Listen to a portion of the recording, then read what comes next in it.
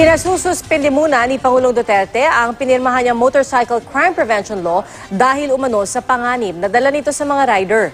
Nakatutok si Salima Refran. If you do not remember it, sa harap ng mga motorcycle rider, sinuspinde ni Pangulong Rodrigo Duterte ang pagpapatupad ng Motorcycle Crime Prevention Act o mas kilala bilang doble plaka. Sinabi ito ng Pangulo sa kanyang talumpati sa annual convention ng National Federation of Motorcycle Clubs of the Philippines sa Iloilo kagabi. I will try to convince the LTO to maybe hang on to it. Isuspend ko lang muna.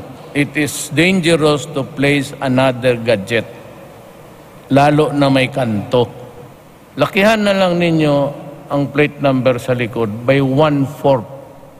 March 8 nang lagdaan ng Pangulo ang batas dahil daw sa rekomendasyon ng pulisya at militar. Isa sa mga layunin ng batas na bawasan ang krimen sa pamamagitan ng paglalagay ng mas malaking plaka sa harap at likod ng motorsiklo. Pero marin itong tinutulan ng mga rider na nagkasapa ng mga protesta. Delikado raw kasi ito, bagay na sinang-ayunan ng Pangulo. Sabi ng Pangulo, kakausapin niya si Senator Richard Gordon na may akda ng batas at ang LTO. Sabi pa ng Pangulo, malaki rin ang multa na 50,000 pesos para sa mga lalabag sa nasabing batas. Mas mahal pa sa motor.